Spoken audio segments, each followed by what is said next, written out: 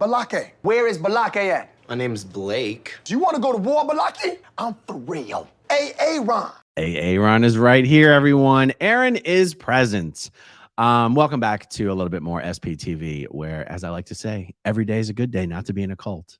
So the subject of today's video, of this video, is a little dark, but it is necessary.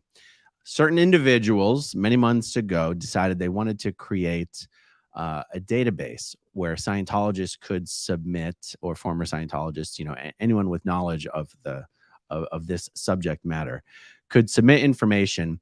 And for people who died in Scientology, whether by a medical condition like cancer or even just old age or accidents, or whatever, the goal of the database was to try and ascertain what the incidence of cancer is within the Scientology population. For all you Scientologists, former Scientologists out there, I think you all know there seems to be a very strangely high incidence of cancer in Scientology. I've always I've always felt that way. I've always been aware of that, even when I was still a true believer and in Scientology. There also seems to be a particularly high incidence of people dying by suicide in Scientology. And without knowing the true incidence, there's no way to know how statistically the incidence within Scientology compares to the incidence of the overall population. But I want to share with you the website that's been created for this purpose. The name of the website is the Scientology Death List. The URL of the website is scientologydeathlist.org. And let me just read this to you. The creators of this site asked me to hold off on promoting it until they were able to iron out some of the bugs in the website from a lot of the early information that was submitted. But they said they've got that under control now. And now it's time to let everybody know. So the Scientology Death List. Do you know someone who died while in Scientology? Welcome. I'll zoom in a little bit here. We are a group of anonymous activists on a mission to collect data documenting the wrongful deaths of people who were in Scientology. We will document all deaths of current and former Scientologists. This data will be verified and used to calculate statistics such as the probability of developing cancer while on the OT levels. We will compare this data with non-biased research and control samples. Our means are strictly scientific. We will find the exact increase in terminal illness, cancer, or death associated with Scientology services. Already, we have observed an alarming rate of cancer-related deaths involving people who were on or had completed OT7, and we have just begun, and we need your help. If you are involved in Scientology and know someone who developed a terminal illness or cancer while in Scientology, or who had completed Scientology services, we formally invite you to make an anonymous submission on our site. Together, as an anonymous collective, we can memorialize our fallen loved ones and hold the Church of Scientology accountable for its fraudulent behavior, crimes, and wrongful deaths. We are anonymous. We do not forgive. We do not forget. The lists, these lists will be updated and published periodically. So let's just click through on these to get an idea of what's on here presently. Oh, well, that didn't work. I swiped the wrong direction. Hang tight. All right. Anne-Marie Broker, age 55. Benjamin Keogh, 27. Well, I'll just name the names. Carrie Lynn Slaughterbeck, Chick Corea, David Ghetto, Ellie Blankenship, Enid Burns, Evgeny Zarkin, Jeffrey Quentin Macaulay Hubbard. Okay, so that's, I'm guessing, Quentin Hubbard. Gregory Sherwood Bashaw. Okay. Got 5 pages here.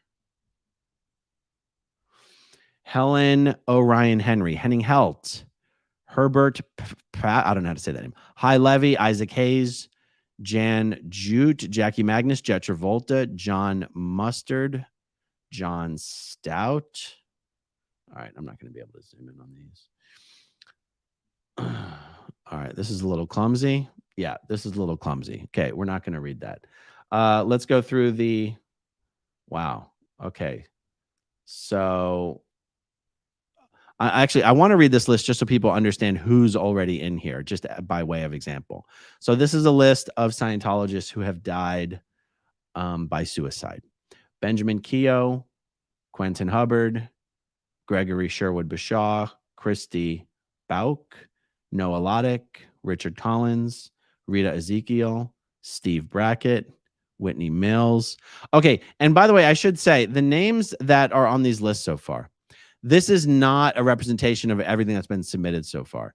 The people who are running this website aren't publishing everything that gets submitted to them. They're taking all the submissions and they're going through and they're verifying the information personally before publishing it. So, and actually, instead of continuing to read the names off of this site, let me just read you some of the notes that I received that I want to share with you. So it says here, can you let everyone know that the creators of the website have gone out of the way to make sure that IP addresses are not tracked and are not even viewable by the hosting servers? So the creators of the website want people to understand that by submitting information to the website, you're not exposing your own identity. There's no risk of your identity being learned by Scientology. At least that's what's being represented. Okay, so it says it says so far the average age of death for a Scientologist is just over 50 years old, according to what's been submitted to the database so far. This compares to the average age of death of 77 years old for the average American citizen. Of the hundreds and hundreds of entries that have been submitted so far, I would say that more than half are cancer-related deaths of people who were on the OT levels. It will take several months to process all of the data, as people who are submitting information do not always have all of the information that needs to be submitted. And each person that is submitted, we have to research and fully verify, which is a tedious process. The more the people who submit information it says the more the people research and fill out the forms, the better. I'm guessing that when you submit the information on the website, there's a full and proper form. The more information that can be submitted on the form, the better. We've received a lot of entries without any information other than a name. Based on this note, one thing that I would like to advise is that only people with personal knowledge of the individual they're submitting information about, I would encourage the information to be submitted only by people who have personal knowledge about it. What I'm going to ask people not to just take a name from a blog post or a website or an article and just shoot the name in and be like, hey, here's a name, go do the research. Yeah, that's just not really what's going to be helpful. And also, Scientology is such a small bubble. I mean, we've learned that in the entire history of Scientology since 1954, there have only been collectively, cumulatively, 400,000 Scientologists. Presently, there are maybe 25,000 Scientologists. I've said, and I've shown my math for this, that if Scientology announced tomorrow that L. Ron Hubbard had returned, and they were holding an event at Dallas Stadium, the Cowboys Stadium, to announce the return of the new L. Ron Hubbard, and to announce the release of OT 9 and 10, maybe possibly under those circumstances, they could round up 35,000 people on the entire planet to attend that event. That's how few Scientologists there are in the world. So, and there's an awful lot of under-the-radar Scientologists. A very large portion of the Scientology population are people who would rather not be there, would rather leave, don't really feel they don't have the wherewithal to do so.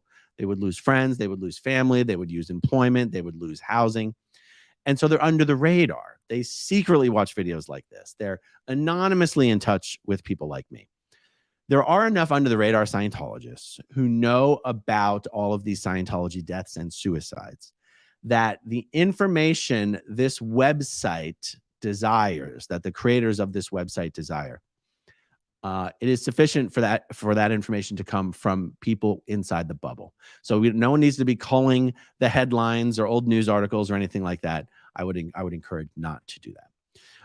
Let's see. It also says, people should submit information about anyone who died while in Scientology or who was in Scientology for a long time, even if they died from old age or a car accident or anything like that. And I think that's helpful too, because then then the average age of death for members in the database won't be just so heavily skewed by people who died early, right? It's okay if someone just died naturally of old age causes, even if they were advanced up on the upper OT levels. It would be helpful to have their information in the database as well. So that's pretty much it, guys. Just a short, simple, single subject video, encouraging those of you out there who have information to submit it to the website. One of the other benefits of having this information here is Scientology very much, well, like when someone dies young, dies by accident, dies by some tragedy, whether disease, suicide, otherwise, Scientology locks that information down. It is not considered a good thing to do. It's not considered acceptable in Scientology to spread around bad news. It's called spreading N theta. N theta is a word L. Ron Hubbard created. N theta just means bad news. It's a bummer, you guys. It's a Debbie Downer situation. And a few months ago, I did some videos about a 40-year-old Clearwater-based Scientologist named Whitney Mills, who took her own life very tragically. Scientology has her death on its hands, without a doubt.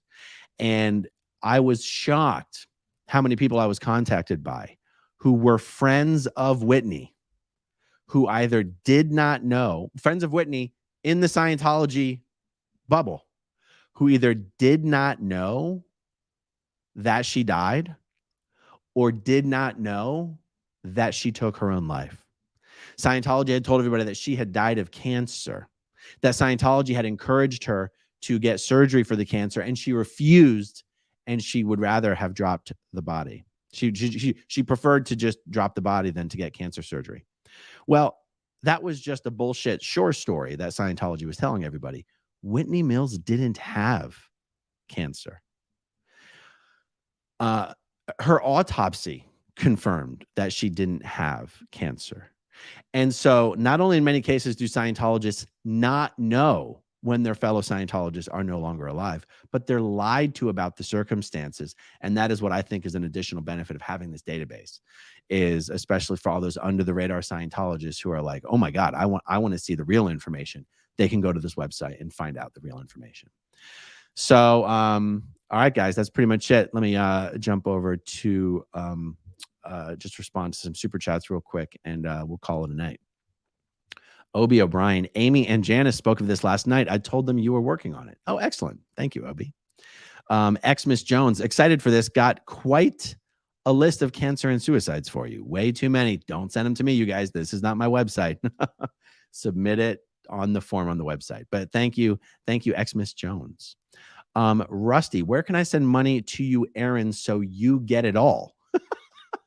I guess you mean other than super chats. I mean, I have PayPal. I have Venmo. Let me see. Do I don't even know if I have it. Oh, here we go. PayPal.me/A Smith-Levin, Venmo at Aaron-Smith-Levin. If you're so inclined, I mean, I'm not saying no. You know, if you're bored, go for it. Thank you, Rusty. Lisa Robinson, keep up the good work, Aaron. Well, thank you very much. Tom Working, thank you for the super sticker. Pat Shore, Aaron, can you give an idea about when your next lives will be for those of us who do not get notified? I'm subscribed, have the bell set to all, and still only find lives by accident. Thank you. Yeah, Pat Shore, this is one of the greatest mysteries of YouTube. Nobody understands why notifications don't go out to everybody who has requested them. The thing is, I do not have a schedule for my lives. I don't even know what videos I'm going to do every morning when I wake up. So, and I definitely don't have a schedule. My own schedule isn't even predictable to myself. So sometimes I go live with only a few minutes notice. Sometimes, especially for my Monday night live streams, I'll schedule it several hours in advance. But otherwise, it's just kind of hit and miss, Pat. It's just kind of hit and miss. And there's always the replay crew. If you don't catch live, you can always watch the replay. But thank you so much, Pat. I appreciate it. Okay, Sherry Berry 641. I wonder if the cancer could be related to the obscene amounts of vitamins combined with the sweating out toxins process. I know correlation does not equal causation, but maybe. Yeah, this is one of the big maybes, especially the niacin. I don't know about all the vitamin A, E, and D that Scientologists take. I just have no idea about any of the research, whether those particular vitamins have any correlation to anything. But I do know niacin. The niacin and the vast amounts of niacin, the massive amounts of niacin that Scientologists take over a long period of time. The studies that have been done on niacin and its links to cancer is one of the most long-term, one of the biggest, robust, and long-term studies that has ever been done. And there's no question that niacin is a problem for Scientologists. And they would spit on you for even saying that. That's what's crazy. They would think, oh, you're just a big pharma shill. They would never believe you. Gigi, hi, Aaron. How are you today? Thanks again for everything you're doing. Wondering why people don't publicly mourn deaths in their families on social media. Is just when death may have been a suicide, overdose, or for any cause of death. Yeah, Gigi, this is a Scientology thing. It's just considered N theta. And also it's considered a bit not in line with Scientology's beliefs about the bodies just aren't very important. Single lifetimes just aren't very important. We are all immortal spiritual beings who've been alive for trillions of years. We've been everything. We've done everything. There's just nothing to be particularly sad about when a body dies, especially if it's a body that belongs to a Scientologist that they consider to be a pretty upper level Scientologist, who they think is just going to be able to causatively drop the body and exteriorize and skip the implant stations and go over to the nearest hospital and jump into a brand new baby body. And even better, if you can jump into the baby of a Scientology family, it's just considered no big deal. So why bother getting all sad? And in fact, if you were to be getting all sad, it might indicate that maybe you didn't really believe in all the Scientology. Maybe you're just letting your reactive mind get the best of you. And that's not what a good Scientologist would do anyway. So instead of having funerals, they have, memorials of life and whatever. And I'm all for, I'm fully in support of, I'm not even trying to crap on the idea of having a memorial service that focuses more on the upbeat and the happy and the positive. I mean, that's kind of something I would find much more enjoyable anyway. But on the flip side, it's also considered quite negative and derogatory and unnecessary in Scientology to experience the lower range of emotions. Grief, apathy, fear, these kind of emotions are very much frowned upon. And grief is one of those. Scientologists, grief is bad. Grief is very bad. Yeah. All right, everyone, that is all I got. That's probably all I've got for this evening, but much more to come tomorrow. Thank you, everyone, for watching. Thank you to all of you who watch until the very end, and I'll talk to you soon. Okay, if you want to see my rock and roll songs, click right on this guitar. And if you want to see a different one of my videos,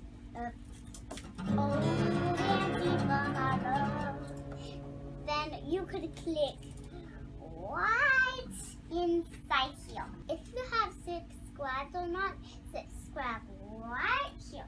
Bye.